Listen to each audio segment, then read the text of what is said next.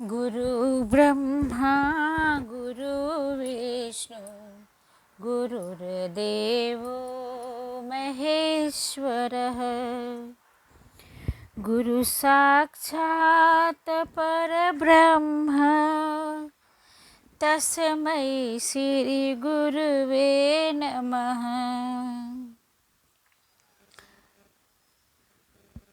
अष्टावक्र महागीता त्रेता युग में अष्टावक्र मुनि ने राजर्षि जनक को उनको ज्ञान दिया था जिससे वो विदेह कहलाए। उन्हीं का तीसरा अध्याय सचेतनोपदेश कि सचेतना चेतना क्या है इसके बारे में महर्षि राजर्षि को बताते हैं। विश्वं स्फुरति ऐत्रेदं तरंगा इव सागरे सोऽहम् अस्मीति विज्ञाय किं दीनैव धावसि। महासागर में जिस प्रकार तरंगे उत्पन्न होती हैं उसी प्रकार आत्मा से विश्व की उत्पत्ति होती है। न तरंगे अस्थाई है और न विश्व।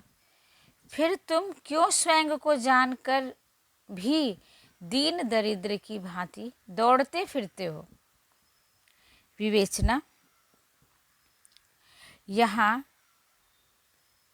अष्टावक्र महर्षि गुरु अपने शिष्य के बार बार मैं कहने पर स्पष्टीकरण दे रहे हैं कि मैं का भाव जगत सत्ता में होता है।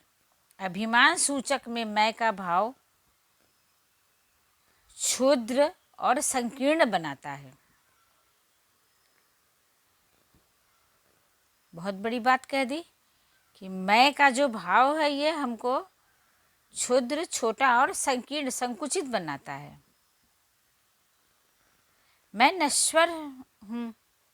मैं ही मद को उत्पन्न करता है। मैं शब्द नश्वर है और मैं मद को उत्पन्न करता है। इसी मैंने चिरकाल से मानव का विनाश किया है।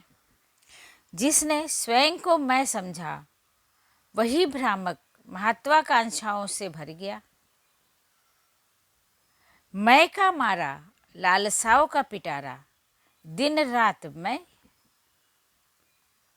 को श्रेष्ठ सिद्ध करने की चाहना और इस प्रयास में कितने ही रक्त रंजित कार्य। मैं का भाव तो त्यागना ही श्रेष्ठकर है। यदि एकात्म हो गए हो तो मैं को विस्मृत कर दो। यह अभी तक तुम्हारे अहंकार का प्रतीक है। सद्गुरु अपने शिष्य को मैं के द्वारा उत्पन्न अभिमान को दीनता कहते हैं। कहते हैं कि जब जान लिया कि तरंगे और विश्व उत्पन्न अभिमान को दीनता कहते हैं कि जब जान लिया कि तरंगे और विश्व आपस में तुम्ही में विलीन हो जाने वाले हैं तो क्यों दीनता का भाव। मैं में कदापि नहीं। मैं को खत्म करके हमको करना चाहिए। मैं को खत्म करके हमको करना है। मैं मनता मन मारी रे नान्हा करी करी पीस तब सुख पावे सुंदरी ब्रह्म झलक कैसी। ब्रह्म झलक कैसी। मैं मनता मन मारी रे नान्हा करी करी पीस तब सुख पावे सुंदरी, ब्रह्म झलक कैसी। कबीरा ब्रह्म झलक